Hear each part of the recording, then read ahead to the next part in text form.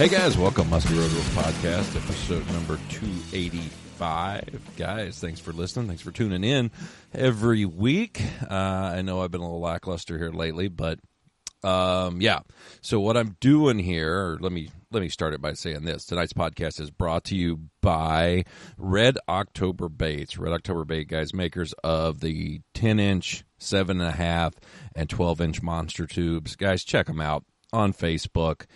Just go to Red October Baits on Facebook. You'll see all the cool colors that they got. And by now, if you're not fishing tubes, then something's wrong with you. All right. They just catch a lot of fish, easy to fish, and great baits for putting fish in the boat. Check them out. Red October Baits on Facebook. And also you can text us on our text line, 606-776-6729. That's our Lungeon Lures text line. Lungeon Lures, makers of many quality crankbaits, including the 22 short and 22 long, as well as the Lungeon Tail series of baits. Check them out at lungeonlures.com. All right, guys, this is a little weird here because what has happened is my puppy, which if you've listened to the podcast, you've heard me talk about Brody and River. River unplugged the recording equipment. And I had Matt Hegy on, and I learned when that happens, the recorder stops recording and pretty much deletes everything that was on before it. So we lost the first half of the interview with Matt and really don't have time to redo it. I'm hoping to get Matt on again here soon so we can kind of talk about it. But the gist is, and the reason I wanted to have him on is to talk about reels, because musky reels, fishing reels, I should say, because there really are no musky reels out there. There's some that guys are using. To me, and Matt agreed, the 500 Tranks was probably the most bulletproof, musky-proof reel out there. And then he actually, I thought was interesting, talked about the Ambassador, the Abu Beast, the third generation of it. He said it was really tough, had the good gears in it, oversized gears. And, we went in and we talked about the gearing and stuff of these reels. Very fascinating. Actually, the bottom line of the whole deal is you just got to have something that's beefed up. And remember, most reels are made for the bass world. Many of the musky reels now that we're using for musky are actually created or were created for a lot of the Western swim bait guys in the bass fishing, throwing the bigger stuff, especially the high-speed ones, because a high-speed reel with any resistance is going to cause a lot of problems with your hands. A lot of issues when you're actually retrieving the baits. So that to me is a huge deal. So the big point I wanted to make on the podcast, and I can't remember if we got through it or not, that's why I'm doing this, is look at handle extensions. I put handle extensions, or I put new handles on just about every reel I have. Some of the Trank stuff I don't.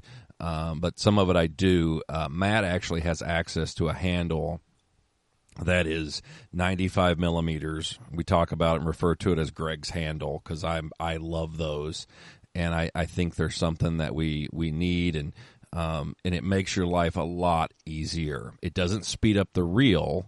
Okay, it doesn't. Please don't think that handle speeds up your reel, because it doesn't.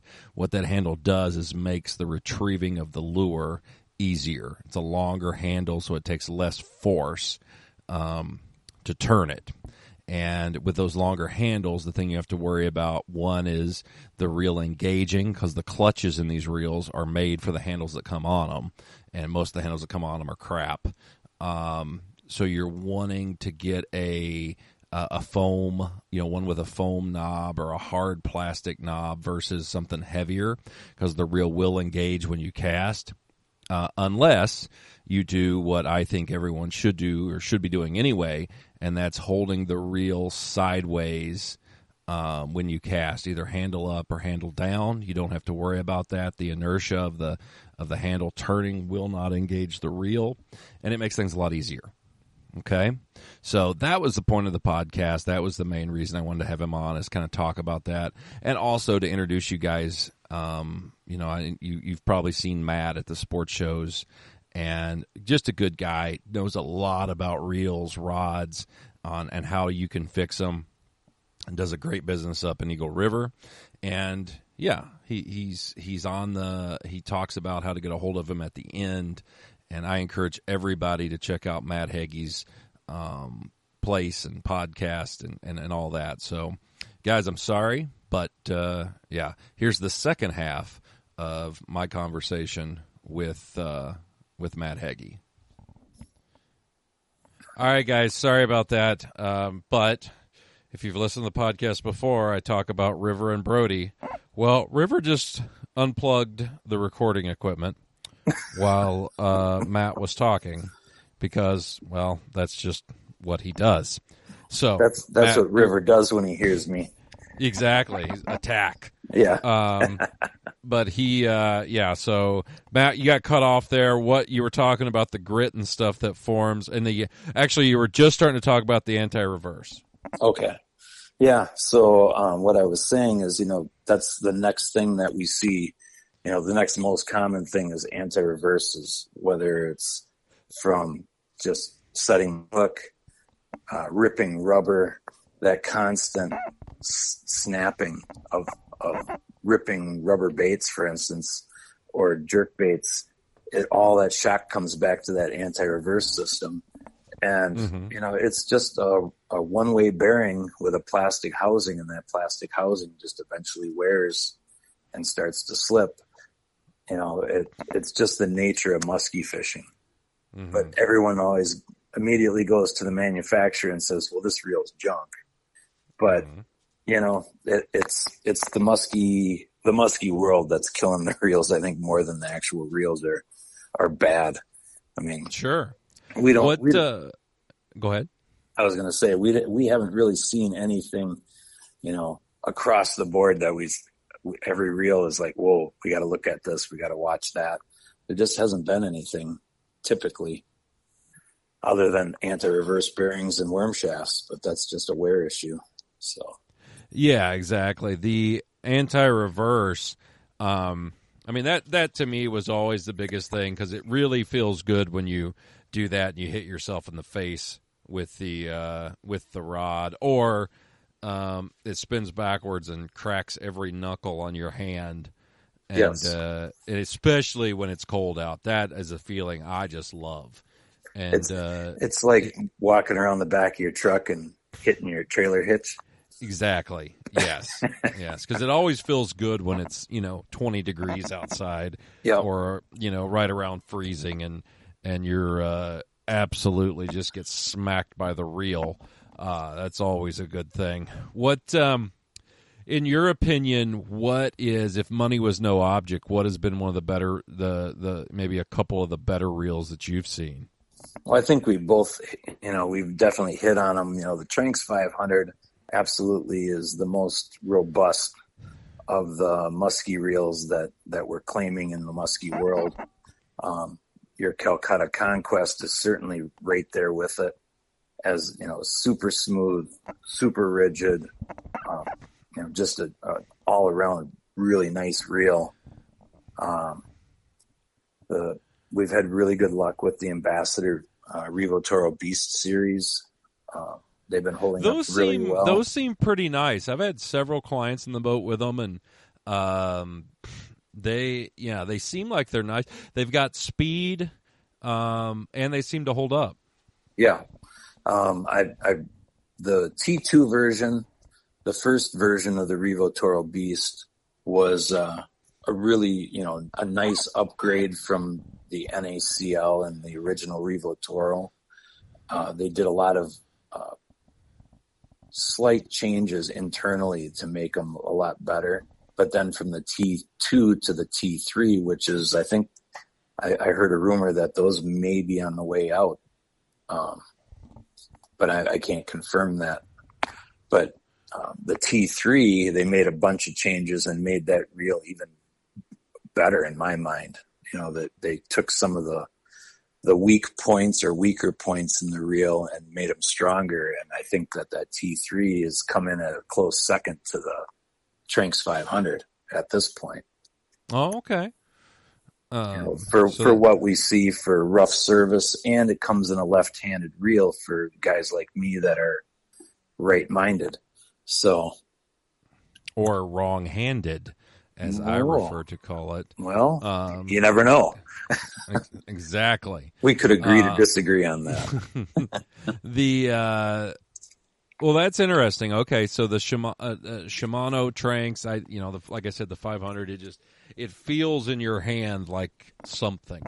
Yep. It's definitely a beefy reel, very, very strong, smooth. But you're saying that Abu with this T3 and the Beast is right there, a very close second. Yep. Especially, like I said, for the left-handed guys that, they didn't offer the 500 in a left-handed version. So, that would be the next best thing for a guy that fishes left-handed to get into a little bit more powerful reel with the oversized gearing and, can take on the double tens and some of this, more specialized fishing tactics that seem to beat up the reels a lot more than your average bucktails and topwaters would. Sure. So let's talk this. Does weather affect the reels much? I mean, like cold weather. Absolutely. We've got ice building up and all that crap. I mean, what does that do to the reels? Well, the biggest problem with ice buildup is the level wind. Yes. Number one, and especially with most of the reels that are on the market now have a very tight tolerance between the side of the level wind and the frame. So as that ice builds up, the line guide itself starts to gain in diameter. And when that line guide comes over to the side of the frame, can actually pinch that ice and bind the level wind. And of course, there's a idle gear in there that's sacrificial for just such an occasion. And that idle gear normally strips out, and then your level wind stops working, or works intermittently while it spits teeth out. So nice. Unfortunately, a lot of the new modern reels don't take into consideration that ice effect. I tell guys, as hard as it may be, sometimes you got to go back to the old school to get something that's more resilient. Those Ambassador 6500s were, with the wire line guide, were absolutely dynamite in the cold ice up conditions, because ice would build up on it. And if it got wide enough that it would hit the frame, that wire line guide would flex a little bit and the ice would pop off, and it would just keep on going. I know some guys in the late fall are going to like Saltist with no line guide. Sure. Yep. Going, or like Trinidad's or something. But they're doing that because of the ice buildup, and it actually makes a lot of sense. Yeah. Eliminate a moving part and you eliminate a problem. Yeah. Now, let me ask you this. If guys are using those, and a lot of us are, is there anything they can spray in there or anything like that that'll help keep that ice from building up? Well, you can try like a silicone spray. I wouldn't hose the reel with it, but you could probably put a little bit on the line guide. That may help shed water faster, and possibly shed the water off of that line guide before it'll freeze. That certainly helps slow it down. The other thing I've told guys is, like, every 3-4 casts, just take your finger nail and oil the reel. No, don't oil the reel every 4 to 5 casts. That's just bad 1980s Daiwa advice. Exactly. That was a Shimano. That was actually Shimano. Oh, Shimano. That's right. Yeah, that was the Bantam. That's right. Yes. I was thinking the Daiwa Millionaires, the old ones, but no, those made a really nice squealing sound. Yeah. Which we'd have to do. Hell, back in those days, I was 15. We just did the Kentucky oil job, and I was just dunk them, put it in the water and just shake it a few times. Oh, it purrs like a kitten. That's right. Get you through a pinch. That's right. Yep, absolutely. Yeah, so I mean, the line guide, you could take your fingernail and every 5 casts or so and just kind of run your fingernail up that line guide and pop any ice that's starting to build up on it. Sure. Another trick that I found when I was guiding a lot, especially late fall, is if you keep your rod down, so you're keeping like your tip in the water. Mm-hmm. That tip in the water helps keep the ice from building up on your first couple eyelets, but also that angle helps kind of strip some of the water off before it gets up to the reel, and Sure. kind of slows that process down a little bit. Sure. No, I get it. Yeah, like casting in the late fall it's tough on everything. Yeah. Rods, reels, it's tough on absolutely everything. And once I started seeing that, and some of the guys I know that do a lot of late fall fishing, it made total sense to me while they were looking for the non-level lined reels. And guys, if you're out there and you do a lot of late fall stuff, think about it takes a little bit to get used to casting a reel with no level wind and retrieving. But it will help you in the late fall as far as if you're having problems. I would recommend practice in the warm weather. Yes. Yes. Yeah, you don't want to go out there when it's 30 or 28 degrees and try it for the first time, because you may leave the rod at the bottom of the lake. Oh, yes. Oh, yes, because let me tell you, you will backlash. Oh, yeah. And it's crazy. It took me a while to get used to casting the no level winds. But they, they're good, strong reels, all saltwater based. If you're looking, the main two that I've used have been the Trinidad from Shimano, or the Saltist from Daiwa. And, I used a lot of the Saltists, and the only thing with the Saltist that I ever really had an issue with was, and I think it's because it just really wasn't made for casting. Yep. Is that the clutch spring. Well, the lever, right? Yep, the clutch lever spring. Yep. Yeah, and that's other than that, I mean, strong reels. I've caught a lot of big fish with them, but they're super strong reels. And it was really, back in the day, it was the first reels that you could reel the big blades in very fast. Correct. Yep. They had a good gear ratio and versus spool diameter, so they had pickup and power.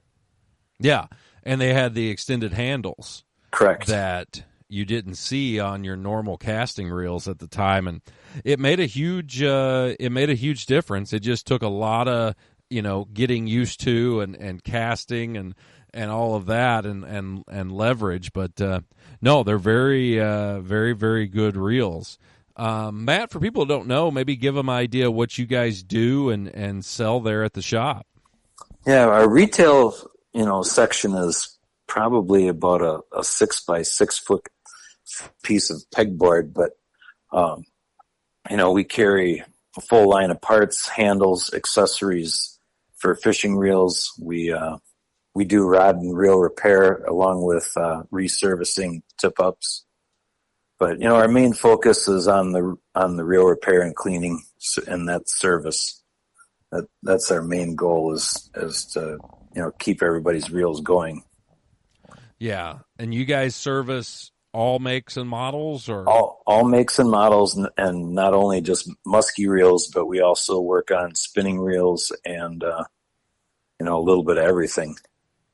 Yeah, that's that's pretty cool. How is have you in all your years of doing it, have you noticed that a lot more guys getting their stuff cleaned every year and everything? Certainly, as we've grown, and I jokingly said probably a dozen plus years ago that wouldn't it be cool if we were the biggest shop in the world or the biggest shop in the U.S. and we're right up there now at that point, just by sheer volume, and it's been quite a road to get here and quite a struggle to keep it here, because I have to put in some extreme long hours trying to keep up with the demand and the amount of reels that are coming in now. Sure. But, we really try to push that customer service. And my motto is still, I don't want to do anything to someone that I wouldn't want done to me. So I try to take care of everybody as much as I can. And I'm sure those reels, you guys have got to have such a huge inventory with all those reels and all those companies, parts. And, let's face it, reel parts are very tiny, because when I take a reel apart, I always have extra ones. And right. I notice, I go, man, that is little. I wonder where that goes. No, I jokingly say that we have the world's largest collection of Ziploc bags because of all the reels that come in pieces, either walk in traffic or in the mail. We'll get probably one Ziploc bag a week minimum. And the guy says, yep, all the parts are here, and we'll open it up and we'll start counting parts. And I think we had one a few weeks ago that was missing the frame. And it's like, the biggest. Not needed. No, Not needed. I could see a spring or a screw, but the frame, that one's kind of tough to miss. But I don't know what I did with it. We tracked it down. We got her. But yeah. Well, I tell you, it's pretty amazing, and it's funny how everything is kind of changed and stuff, and you're getting more and more people and getting their stuff serviced, which is always a good deal. And me, I've got like some old reels that what I do is I kind of Frankenstein them a little bit, and I got a few I just use for parts now, and steal stuff from and everything. But my biggest thing has always been with reels, especially in the modern age of musky fishing. Modern age being, bigger baits, people wanting to move stuff faster, has definitely been the longer handles. It makes a huge difference. But also, with the longer handles, like you said, it doesn't really hurt the integrity of the reel. The one thing I will tell guys as a word of advice with the longer handles is you might have to alter your casting a little bit. Yep, absolutely. Because, you're dealing with a longer handle, which gives you more leverage on the reel, but it also causes more leverage for that reel to engage when you cast. Correct. Yeah, so, being out there further, you get a lot more inertia to move that handle on you and engage in flight. Oh, I wish Tony was on here, because I'd make him try to spell inertia, and that would be so funny. Oh my God! I guarantee you there'd be a Q in it. It starts with I and ends with inertia. Inertia, exactly. Nershark. The thing with those reels, I try to make guys, and it's a good rule of thumb to either cast with the handle up or the handle down. Correct. Turn the reel on its side. Yep, the reel should be on its side. One, it allows the line to come off better. You get more distance, and then you don't have to worry about that. You don't have to worry about that handle flying forward. Also, with these bigger baits, to me, the bigger baits and longer rods, it's more of a lob cast anymore. More than a snap. Rather than a snap of a, now if you're throwing a number 5 MEPS, it's kind of a snap cast. But if you're throwing, a cowgirl, or if you're throwing a big tube or any type of big soft plastic, it's more of a lob, just because it's easier on you. The equipment does all the work, and if you allow the equipment to do what it's supposed to do, it's going to make your day go a lot easier. Yep.